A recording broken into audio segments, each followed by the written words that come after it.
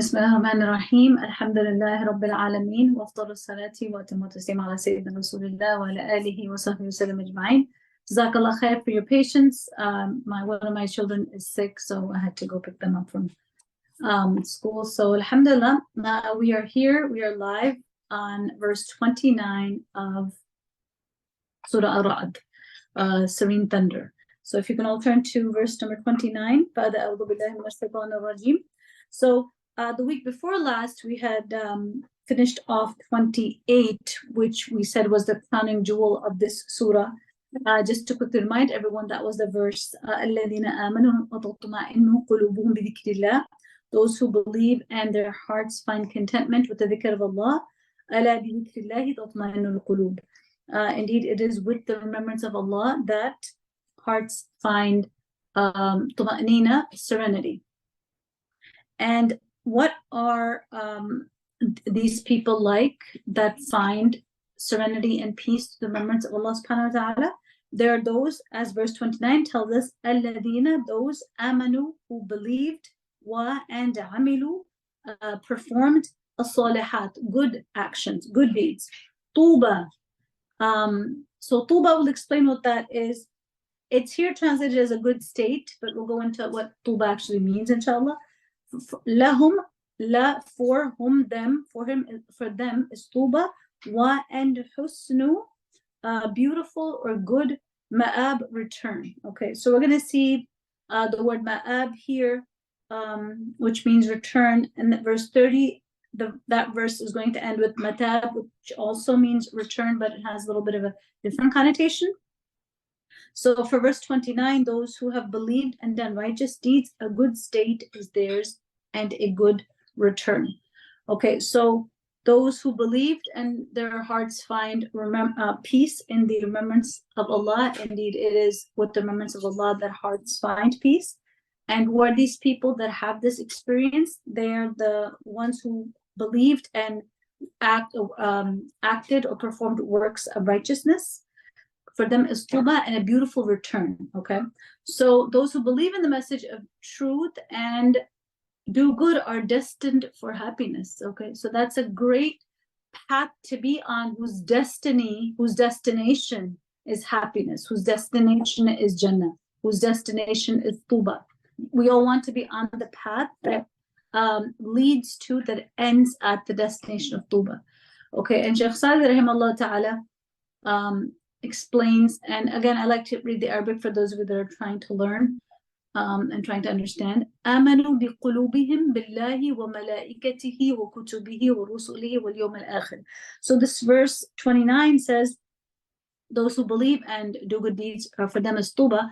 So what have they believed in? Obviously, with all their hearts, they believe in Allah, and His angels, and His messengers, and the last day. وصدقوا هذا الإيمان بالأعمال الصالحة. And they have affirmed this faith in all of these things that we just mentioned through their righteous actions, because Iman is not a claim, it is proven through a'mal as-salihah, through righteous action. And there are amal that the heart performs, and then there are amal that the body performs. So Shaykh Sadi mentions both. أعمال القلوب كمحبة الله وخشيته ورجائه. And the actions of the heart are loving Allah subhanahu wa ta'ala, right? That is an action that the heart undertakes and engages in. وخشيته, and his fear, ورجائه, and his hope, or hope in him. So those are the actions that the hearts of those who have believed engage in. And then what are the actions of the body? أعمال الجوارح, the actions of al-jawarih, yani the limbs, yani the body, كالصلاة, like prayer and those things that obviously you need your body to do, like fasting, like the hajj, the umrah, etc. Right? For them, طُوبَى لَهُمْ, طُوبَى for them, وَحُسْنُ مَآبٍ, and a beautiful return or blissful end. So he mentions this means لَهُمْ حَالَ طَيِّبَةً وَمَرْجَ حَسَنًا, right? That for them is a blissful state, a good state, a beautiful state, and a beautiful return. وَذَلِكَ بِمَا يَنَالُونَ مِنْ رِضْوَانِ اللَّهِ وَكَرَامَتِهِ في الدنيا والآخرة. And this is on account of what they attain of Allah's pleasure and His honor in this world and in the next world. وأن لهم كمال الراحة والتمام الطمأنينة. And for them is going to be the perfection of relaxation. So, if you want to relax in the next world, then relaxing is not your goal in this world. Because if you just want to relax in this world, that's the opposite of working for the next world. You can't, obviously we should relax at some point, but the relaxation should be in order to be able to work deeds of righteousness. It should not become a goal in itself. It should not become the purpose of our existence, just to relax and have a good time and take it easy and not work hard. That is not supposed to be the generic lifestyle. Rather, it is the exception to the righteous actions which we're supposed to engage in to fulfill the purpose of our existence in order to be able to relax in the most perfect way in Jannah, right? And to achieve absolute tuma'anina, absolute or complete peace and serenity. ومن جملة ذلك شجرة الطوبة التي في الجنة. Okay, now Tuba is also, so one way Tuba is translated is a blissful end, or rather happiness. Right? Husna ma'ab is the blissful end. And Tuba, one of the translations for Tuba that I came across was happiness. It is actually also a name of a tree in paradise. التي يسير الراكب في ظلها 100 عام ما يقطعها. It is such a tree in Jannah that a rider will continue to ride in its shade for a span of 100 years, and it would not, he or she would still not be able to finish the shade or outrun the shade of that tree. That's how expansive this tree is. And we have a hadith that we're going to get into regarding that tree. Subhanallah. So Ibn Kathir, rahimahullah ta'ala, he mentioned in the tafsir of this verse that Ali bin Abi Talha reported from Ibn Abbas that Tuba means, again, that first meaning, happiness, comfort, refreshment of the eye, those things that your eyes would love to see, those things your eyes would be delighted by, right? And Ikramah says, again, these are all Mufassirin, great scholars from the earliest generations that are explaining the Quran to us. And he says that Tuba means how excellent is what they earned. And another says a joy for them. And so on and so forth. And Husnu Ma'ab here, like we said, a beautiful place of return, a beautiful final destination. These are the various meanings you'll find for Tuba. And they're not necessarily contradicting each other. They add to the meaning and they enrich the meaning. And Ibn Kathir mentions a narration from Imam Ahmad that Abu Sa'id al-Khudri said that a man asked the Messenger of Allah sallallahu alaihi wasallam, Ya Rasulullah, Tuba for those who saw you and believed in you. And the Prophet sallallahu alaihi wasallam replied, Tuba liman ra'ani wa amana bi, wa tuba thumma tuba liman amana bi wa lam yarani. This is beautiful. Tuba is for he who saw me and believed in me. Tuba, again Tuba for he who believed in me but did not see me. And a man asked, what is Tuba? And the Prophet ﷺ said, Shajaratun fil Jannah, masiratuha miyatu am, thiyabu ahl al-Jannah takhruj min akmamiha. Beautiful description that Tuba is a tree in paradise whose width is 100 years, and the clothes of the people of paradise are taken from its bark. So the clothes of the people of Jannah actually, subhanallah, are made from this tree, right? So it's just beautiful. Again, Jannah is filled with surprises, okay? Jannah is not just what is in the Quran. That is just like not even a trailer. It's just a glimpse of what is mentioned about Jannah. And again, using human language, it's limited in what it can convey. We really don't know what is in Jannah, okay? We really don't know the reality of Jannah and its glory and its magnificent surprises. And we should always make dua to Allah subhanahu wa ta'ala, even in this world, in the spirit of Rabbana atina fid dunya hasana. Ask Allah, Allah, give me beautiful surprises even in this life of mine, right? Give me beauty, give me goodness, give me hasana, and give me beautiful surprises. Because we can ask Allah for anything. We all love surprises, right? So Jannah is filled with them. And we should also ask Allah subhanahu wa ta'ala to give us beautiful surprises in this life as well. Al-Bukhari and Muslim recorded that Sahal bin Sa'ad said that the Rasulullah said, "Inna fil jannati shajaratun yasiru ar-rakib fi dhilliha mi'ata 'am la yaqta'uha." These are different narrations, just so you're aware of them. It is a sahih, authentic, a most authentic narration because it's in Bukhari and Muslim. Again, that there is a tree in paradise. If a rider travels in its shade for 100 years, he would not be able to cross it. SubhanAllah. Okay. Allah subhanahu wa ta'ala bless us all with tuba in the next life and grant us all the khair of this world that needs to that beautiful final destination. Ameen. Okay, let's look at verse number 30. Verse number 30. كذلك, and as such, or as such,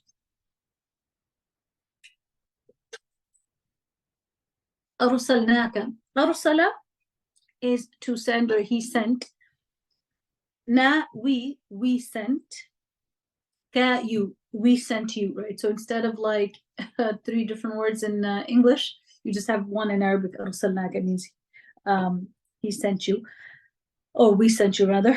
Fi, in ummatin, a nation or a people. قد, surely, خلت, passed, min, from, قبلها, before it, umamun, nations, لتتلوا, so that you may recite, عليهم, على, upon him, them, عليهم, upon them, الذي, that which, أوحينا, we have revealed, إليك, made up of 2 words, إلى, to, ka, you, إليك, wa, and whom, they, يكفرون, are committing kufr or disbelieving, بالرحمن, in the most merciful.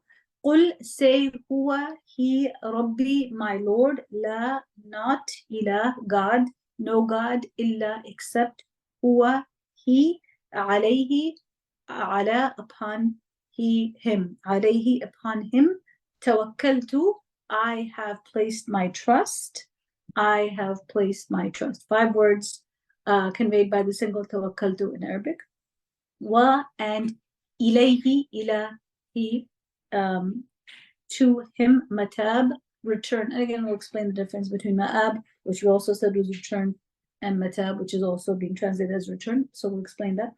Verse 30, thus we have sent you to a community before which other communities have passed on, so you might recite to them that which we revealed to you while they disbelieve in Ar-Rahman. Say, he is my Lord, there is no deity except him, upon him I rely, and to him is my return. Okay, so here Allah subhanahu wa ta'ala is saying that as such we have sent you to a people, and before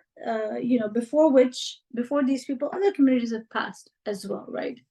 So I just want to pause here because this is one of the Quranic reminders of our own mortality, right?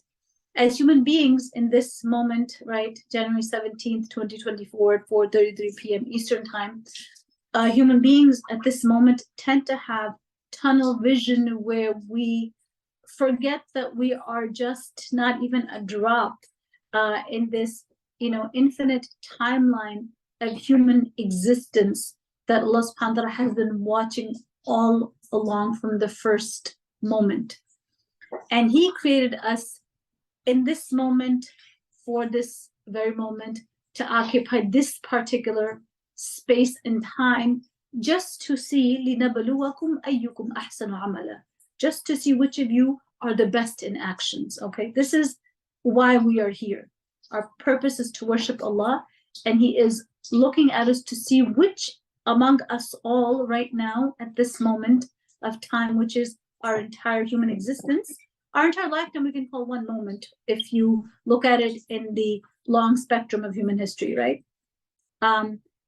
How do our actions then compare to the actions of the righteous who came before us? Now, I'm digressing a little bit from the actual verse, I think it's a worthy tangent. And it is something that the Quranic, worldview lends itself to. So it's not digression from the Quranic message. So, how do our actions compare to the actions of the righteous that came before us? Okay, what is our striving for being the best in our times? Have we ever thought of that? That I want to be the best person of my times, right? Like, have we ever set that as a goal, that I want to be the best person alive in this moment in the world, or at this time, or in this century? Like, it's a lofty goal, but subhanAllah, you will find, I believe it was said about Sayyid ibn al-Musayyib, rahimahullah ta'ala, he was the son-in-law of Abu Hurairah radiallahu anhu, right? So he's a tabi'i. And it was said about him that he was khayru zamanihi, that he was the best person of his time. Like, and actually that's the first time I thought of this concept when I heard that description of him, that wow, that's something to aspire to, like Maryam alayhi salam, when she was alive, there was no one like her. She was the best. When Asya radiallahu anha alayhi salam was alive, there was no one better than her, right? Among all the women of that time, subhanAllah. So it's a lofty goal, but if we don't have lofty goals, then where does that put us in terms of what we actually accomplish? Because we tend to accomplish less than the actual goal we set up for ourselves anyway. So if we don't have extremely high standards for ourselves, then where are we going to wind up? So, inshallah, let's make that another challenge. And I know we've been doing lots of challenges lately. We have one challenge coming up for Ramadan that we had talked about a couple of weeks ago. And, this can be another challenge. What can I do to become the best? And, being the best looks different for every person depending on their specific set of circumstances. So you don't necessarily have to compare yourself to other people who just have greater abilities naturally, or certain circumstances that have allowed them to excel in different ways. But everyone can excel at something. Everyone can strive against something, right? Everyone can try harder, right? So I'm not going to be perfect, but I can be better than I was yesterday, right? And the only person you need to be really comparing yourself to is yourself, right? Compared to where you've been. You always want to be, inshallah, making some type of progress. So progress and not perfection is what we're seeking, right? So subhanAllah, I was thinking about the way hunger affects us, and how sometimes some people are not able to deal with it in a very dignified way, or are deeply impacted by it to the point that it affects their thinking or their ability to perform even good deeds, or even to focus on their salah. For example, someone who's fasting, and they're deeply affected by the hunger to the point that they can't even focus on their prayer, or fulfill other duties or responsibilities with the husn khuluq, right, with good akhlaq. You kind of have to step back and see. We're talking about nawafil fasting, right? You have to step back and see what you're gaining, what you're losing. And then I was thinking about the people of Palestine, subhanAllah, how they are going through not just a war, like, bombs falling on their heads, but then there's individual hunger and thirst and need and cold and sickness and injury, and all the, may Allah subhanahu wa ta'ala elevate them. We don't know what Allah subhanahu wa ta'ala, what Allah's plan is for them, but subhanAllah, the amount of determination and resolve they have shown, like we said before, it has left us with absolutely no excuse to complain and to not try our best to excel. So, we want to try to improve ourselves in every way that we can, realizing that this is the only moment we have to do that. This is the only moment we have to show Allah which of us is the best in action. And I think of the people of Palestine, and I think, subhanAllah, perhaps they are the best in action right now in this whole world. Wallahu ta'ala alam, right? So here, as this verse puts our moment of existence into perspective, Allah subhanahu wa ta'ala is telling the Rasul sallallahu alaihi wasallam that we have sent you to this community, just like before which other communities have passed, in order that you may recite to them what we have revealed to you, right? So others have come and gone and have been replaced, and you are part of a nation now that is going to be replaced by others. So just want to highlight this position and the human saga that does not speak of our power or entitled status like a lot of us feel, especially in the West, that we have. Doesn't this moment of existence, this entitlement, should not make us feel powerful. Rather, verses like these should make us aware of our vulnerability, our mortality, how replaceable we are, that we do not have status, we are dispensable and replaceable, and the only thing that makes us valuable is our iman, right? And if you don't have that, if we don't have iman, then we do not even count in this world. Or as Allah subhanahu wa ta'ala says in Surah Al-Kahf, أُولَٰئِكَ الَّذِينَ كَفَرُوا بِآيَاتِ رَبِّهِمْ وَلِقَائِهِ فَحَبِطَتْ أَعْمَالُهُمْ فَلَا نُقِيمُ لَهُمْ يَوْمَ الْقِيَامَةِ وَزْنًا. Those who do not have iman, those who deny the signs of their Lord, those who deny the meeting with Allah subhanahu wa ta'ala, all of their actions have gone to waste. فَلَا نُقِيمُ لَهُمْ يَوْمَ الْقِيَامَةِ وَزْنًا. So we shall not establish for them, give them on the day of judgment, any weight. So there will be no weight for people who will meet their Lord devoid of iman. So iman is really the only thing that gives you weight, that gives you wazn, that makes you count. So here Allah subhanahu wa ta'ala is saying is that we have sent you to these people so that you may recite to them that which has been revealed to you. You, O Muhammad sallallahu alaihi wasallam, are not speaking of your own accord, rather you are conveying on behalf of Ar-Rahman, and they are denying him, and they're denying this great favor of revelation of his that has come from above high, right? And Shaykh Sa'di rahimahullah ta'ala, he mentions how this great divine favor, yani of revelation, should have been reciprocated with qubul, with acceptance, with shukr, yani gratitude. Yet they rejected it with arrogance and with ingratitude. And Tafhim in its tafsir mentions how instead of serving Ar-Rahman, serving the most compassionate Lord, they're discarding his service and setting up other partners in his attributes, powers, rights, and giving thanks to others for his blessings. And that's what shirk is. That's basically one of the definitions, one of my favorite definitions of shirk is giving the rights of Allah to other than Allah. He deserves full thanks. He deserves full praise. He deserves full appreciation and worship and thanks for all his blessings and favors. To give that to anyone else, that is shirk.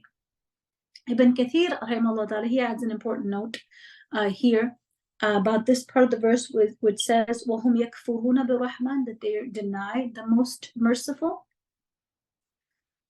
These people that we sent you to disbelieve in Ar-Rahman and deny him because they dislike describing Allah by Ar-Rahman, Ar-Rahim. This may be new for some of us, but actually the Quraysh of Mecca, the Arabs, the Mushrikeen of that time, did not recognize Allah as Ar-Rahman. They did not recognize that attribute of Allah subhanahu wa ta'ala. They did not call him by that name. This was something new to them and they rejected it. And this is why you may have heard the story of the Treaty of Hudaybiyah, and this is in Bukhari, that they refused to write down in the beginning, on the top of that, at the beginning of the writing of that treaty, Bismillahir Rahmanir Rahim. They did not write that. They said that we do not know Ar-Rahman, Ar-Rahim, right? That this is the whole point of dispute between us, that we don't recognize Ar-Rahman. Who is that? What is this? So here is a reference being made to their disbelief in this name of Allah subhanahu wa ta'ala, Ar-Rahman. On that a note, Imam Muslim records a narration from Abdullah bin Umar radiallahu anhu, that Rasul sallallahu alaihi wasallam said, Inna ahab al-asma'i ila Allah ta'ala Abdullah wa Abdurrahman, that the most beloved names to Allah the Exalted are Abdullah and Abdurrahman. So for people who want to name their sons Abdullah and Abdurrahman, this is one of the reasons they do that, right? It's because these are the most beloved names to Allah subhanahu wa ta'ala.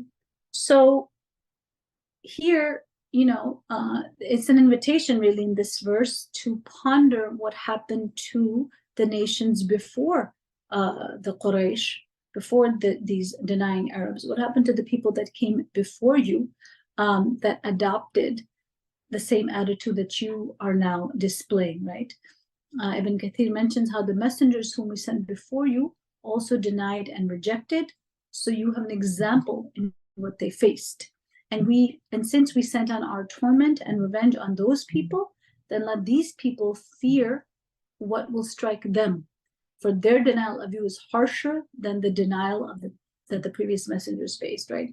So Ibn Kathir is saying that Allah sent torment on the people before these on account of the way they treated their messengers. And the way the Quraysh are currently treating you is even worse than how the previous messengers were treated. So then how much fear, how scared really should they be on account of their attitude of denial and rejection? Well, they can do whatever they like. Rasulullah has been told to say, قُلْ هُوَ رَبِّي, say he is my Lord, لَا إِلَهَ إِلَّا هُ, عَلَيْهِ تَوَكَّلْتُ, upon him I rely, وَإِلَيْهِ مَتَابِ, and to him is my return. So matab, like ma'ab, they all have connotations of returning, and you can hear the similarity. But matab is to return from sins, okay? To leave off sins and to return away from sin and to return to the obedience of Allah subhanahu wa ta'ala. I need to repent, to turn away from sin. So this is what the Rasul has been told to say, to declare his oneness. He is my Lord, there is no God but he, in him I trust, to him I shall return. Okay, so this is a good reminder for us when we're facing difficulty, when we are facing rejection, when we're facing ridicule, ostracization, whatever it is that we're going through. And this is a familiar experience for Muslims in North America. This is the kind of perspective, empowering perspective we need to carry ourselves with, that he is my Lord, there is no God but he. I'm going to place my full trust in him, and I'm going to return back to him, leave off sins, and go to him, right? Shaykh Sadi rahimahullah ta'ala, in his tafsir, he mentions قُلْ هُوَ رَبِّي لَا إِلَهَ إِلَّا هُ, هذا متضمن للتوحيدين، التوحيد الألوهية وتوحيد الربوبية. Now, I don't expect most of you to understand that, but he's saying here that say he is my Lord. Rabbi is a reference to Tawheed of Rabubiyah, which is the Tawheed of Lordship, which is what the Arabs used to believe in, that Allah is our Lord, he is the creator, he is the sustainer. But they wouldn't believe in the second necessary consequence of that belief in his Lordship, which is what in Arabic is called Tawheed al-Uluhiyah, which is a fancy way of saying believing in the oneness of him being the only God worthy of worship. So this is the Tawheed that the Arabs did not have. So it wasn't considered that they had Tawheed at all, because obviously to worship him alone is a necessary and required consequence of acknowledging him to be the Lord of the world. So they did the first part, yes, he's our Lord, but we're going to worship others with him that are his partners, that get us closer to him. That was their faulty line of reasoning. So Shaykh Sadi says, فَهُوَ رَبِّي الَّذِي رَبَّانِي بِنِعَمِهِ مِنْذُ أَوْجَدَنِي. Beautiful. So he is my Lord. So what is the meaning of having the Rasul say, he is my Lord? Yani, he is my Lord, the one who took care of me, raised me, cared for me, sustained me with his blessings from the moment that he caused me to exist. So the value behind saying things that we all know, inherently, the value of saying them out loud is to ponder the extent of Allah's blessings and to become aware of the extent of his care. He cared for us at the time, لم يكن شيئا مذكورا, right? At a time we were not even worthy of mention. Allah started caring for us before our mothers knew that we were in their wombs. Subhanallah. I mean, what is that, 0.0? And of course, before that was the mithaq, right? So he began to care for us before we knew of our existence, before we were aware of our existence, before our mothers were aware of us existing within them. Subhanallah. It's kind of mind-blowing if you think about it, right? But his care was there from that time, from that moment that he brought me into existence. What is it supposed to do? This is supposed to make you love your Lord and live in a way that will allow you to be with him eternally in a beautiful way, with husn ma'ab, right? With that beautiful destination. وَهُوَ إِلَهِي الَّذِي عَلَيْهِ تَوَكَّلْتُ. And he is also that ilah, that God, who is the only one worthy of worship, upon whom I fully placed my trust. So this is part of realizing Allah is my Lord alone, no one else is. He is the only one that I worship no one else. He is the only one I rely upon. So tawakkul, reliance, trusting Allah, is actually also part of the perfection of tawheed. You know, if the more you have perfected tawheed within yourself, the more you're aware of the oneness of Allah and that in his hands is complete power, the more you will be able to perfect your tawakkul and rely only on him and not on the creation. And Allah loves this quality, right? There's actually one of the qualities of the people that will enter paradise without any hisab whatsoever is that they have perfected their tawakkul in Allah subhanahu wa ta'ala, right? They really trust him, right? So this means trusting him when it doesn't make sense to trust him from a worldly perspective, right? Like the Battle of Badr, for example, 313 against about 1,000, triple the amount, hardly have any weapons or, even decent animals to ride, etc. But you do the right thing. And it's like, I think it was Martin Luther King, we just had Martin Luther King Day. And, the quote attributed to him is that it's always the right time to do the right thing, right? So there's a truth to that, right? You do the right thing and you use the means that are at your disposal and then trust in Allah subhanahu wa ta'ala fi jami'a umuri, in all of my affairs and all of our affairs. And we see the people of Palestine, subhanAllah, doing this constantly. And that is turned into a source of strength for them, which has empowered the whole world to stand up for them. So never underestimate the power of true tawakkul, the sincerity, subhanAllah, of their tawakkul, the perfection, the completeness of their tawakkul has mobilized a global population in their favor. So subhanAllah, believers are very powerful, and their actions of worship, their acts of worship of their hearts are extremely powerful, because that's what tawakkul is. Tawakkul is an ibadah, it's an act of worship that the heart undertakes.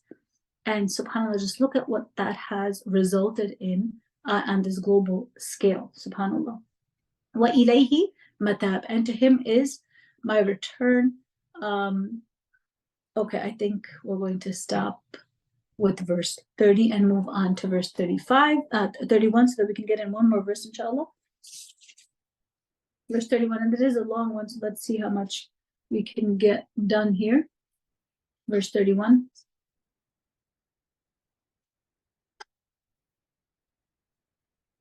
Wa, and, lo, if. And in Arabic there are two ifs. One is in, and which means if. Hamza, kasra, noon, sakina, in. It sounds like in English, in, out, that one. That's what it sounds like. So that also means if.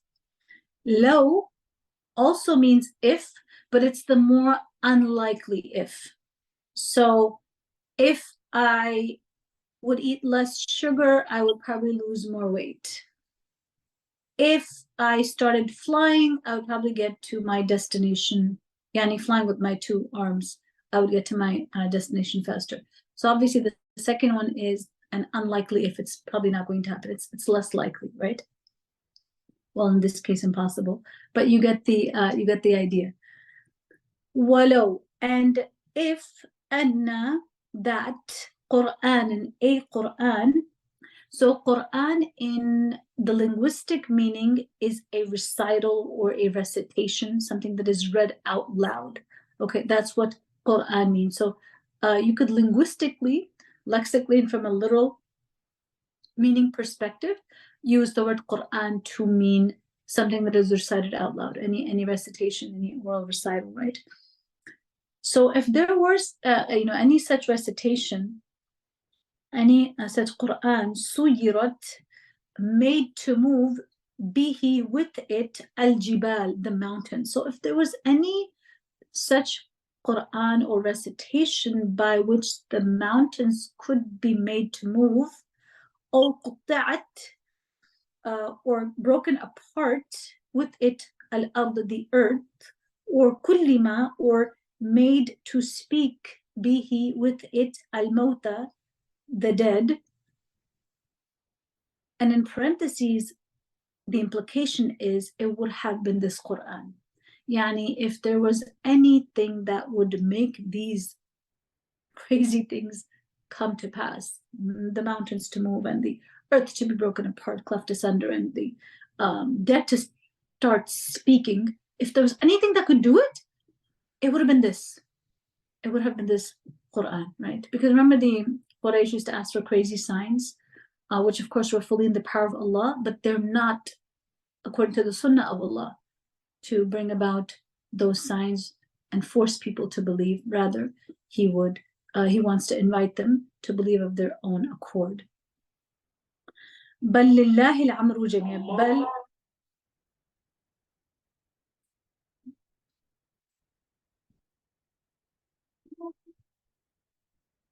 Allah, but the adhan has gone off, which is going to not finish until 5 p.m. So we'll stop here.